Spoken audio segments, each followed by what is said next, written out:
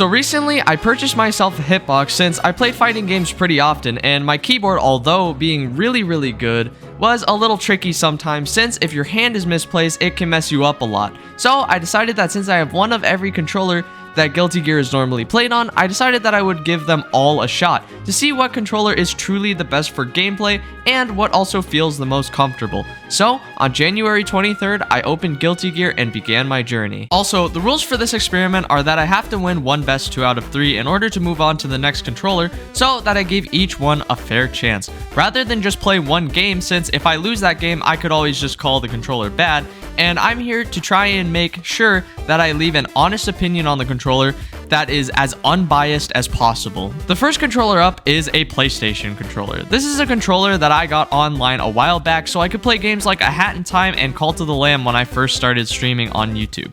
But since I knew some of the buttons had trouble working, I didn't think taking it into tower was a smart idea, so I asked one of my friends who was also practicing Guilty Gear to run some 1v1s with me. And to be honest, the games were incredibly close. I almost lost in basically every round.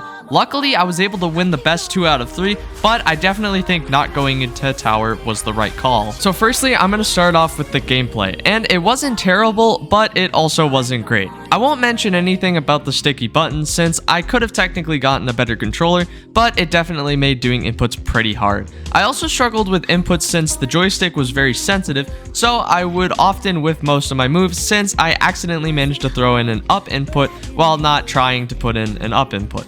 Although the buttons that weren't messed up pressed really nicely and fit really well into my grip, making it a lot easier to remember what finger is over what move. For comfort, it's just your standard controller. Not much is really special about it, and the grip was pretty alright. For rating, I would say first, get an actual PlayStation controller and not a knockoff, and 2, I would definitely give this a 4 out of 10. It's not the best, but it's definitely not the worst. For our second controller, we are using an Xbox controller. I got this when I first started playing Street Fighter 6 and was gifted it by a relative who sold their Xbox since they didn't use it anymore. I was definitely a lot more confident with this controller since I had some previous fighting game experience with it and none of the buttons were sticky. So I hopped into tower and fought the first person I saw, which happened to be this Dizzy. At first, I was still getting used to the controller, so my inputs were a little messy, and it doesn't help that the enemy was a zoner, so the game was already a lot harder than it should have been.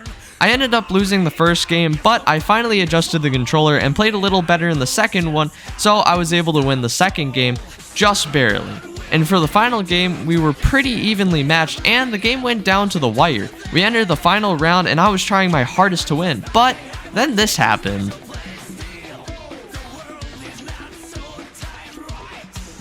He disconnected. Yeah, so the Dizzy decided to disconnect, which technically means he forfeited the match, so that means I also win by default, right? Anyways, the controller was a lot better than the PlayStation one, mainly because I grew up with the Xbox when I was younger, but the D-pad was also a lot nicer, since it had all these little tabs in between all 4 directions that when pressed it would put in a diagonal input, which made it a little easier to do quarter circle inputs when I decided to use the D-pad. The rest of it was pretty much the exact same. For comfort, it again was just a standard controller, and the only thing I really liked more about the Xbox controller was the D-pad, but other than that, I was basically on the same controller. So for a rating, I'm going to put it at a 5 out of 10. It's a good controller, it's just not personally my favorite. For the next controller, it's not actually a controller, it's my Razer keyboard. This was the first thing I ever played Guilty Gear on, and until recently, it was my only way of playing Guilty Gear. Also, since I could have custom keybinds, my hand placement may look a little weird, and that's because I put all my hit buttons in a line and put all my non-attacking options over by my WASD, since at the time, that made the most sense. After a quick warm-up to readjust to the keyboard, I hopped into tower, and so far, I haven't lost a single best 2 out of 3 yet. So, I was hoping to keep the win streak up, especially since I was a lot better with my keyboard rather than the console controllers. So, I hopped into tower and searched for my opponent, which turned out to be a Soul bad guy. The fight was a little tough since I'm not very good at the Soul bad guy matchup, but after playing against him for a little bit, I figured out what buttons could beat some of his moves, making it a little easier to play against, which luckily after that, I was able to secure the first round. I also realized that the guy I was fighting didn't know the Elfelt matchup all too well, and he ended up getting hit by a lot of things that he shouldn't have. which allowed me to win the first game. The second game was a little closer, but I was able to clean up the second win so I could claim victory in the best 2 out of 3, which also scored me a spot back in floor 9. So for the gameplay, I personally really liked using the keyboard since it makes it a lot easier for me to do inputs, and I also have a lot more control on where everything is placed, so I could put my inputs wherever I felt was the best. The only thing I don't really like about using the keyboard is whenever my hands get misplaced or I mess up and press the wrong button, I struggle to get my hands back to the original placement, which is really annoying. And for comfort, I personally enjoy not having to hold a controller and just letting my hands rest on the keyboard, which feels a lot better to me. So for rating, I would put it at a 7 out of 10. It's very comfortable, but it has its flaws. Also, before I get to the last controller, if you want to see any of this content live, I stream every day on Twitch at 7 p.m. CST. So if you want to give me any fighting game tips or just want to say hello and hang out, feel free to stop by. Anyways, back to the video. And now for the moment you've all been waiting for. Our final controller is a hitbox, or to be more specific, a Sallybox. This was a really cheap hitbox that works incredibly well, and it was definitely worth the $35 I spent on it.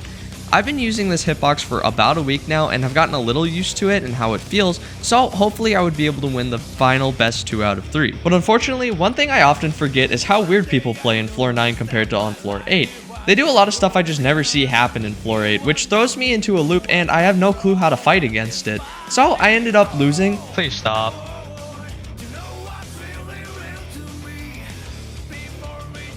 Bro, what am I looking at? And losing. I don't even care if I win or lose anymore. Just release me. And losing, until eventually I was put back down to floor 8 where I belong.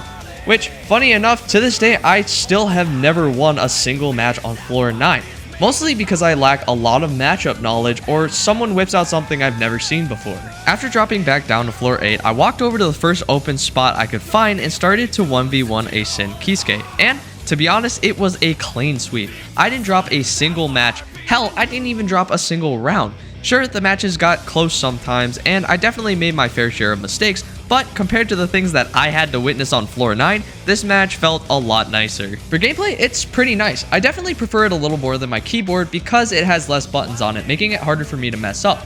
But one thing that bothers me is that my burst button has to be put on the top row with all the smaller buttons, which makes it incredibly difficult for me to press it since it's an inconvenient spot. And for comfort, I do like that I can rest my hands on it and I don't have to hold it just like my keyboard. Finally, for the rating, I would probably put it at a 7.5. It's a little better, but some things are inconvenient, so it's not the best. After trying all the controllers, I can see why people enjoy using hitboxes so much, since they are incredibly comfortable. But I do wish that I could get a hitbox that looks something like this, since in my opinion, it would be the best controller and would make the perfect way for me to play Guilty Gear. And that this controller would be the only one that I would ever without a doubt give a 10 out of 10. Personally, I really enjoyed trying out all the controllers. It was nice to experience how others play the game. I also think that hitboxes, specifically the leverless ones, are pretty overhyped considering using it was about the same as my keyboard, just it limits the amount of miss inputs. Anyways, I would just like to say, if you enjoyed this type of content and would like to see more, please make sure to like and subscribe, and leave a comment letting me know your experience with whatever controller you use on Guilty Gear. And finally, thank you guys for watching, and I will catch you in the next one. Peace!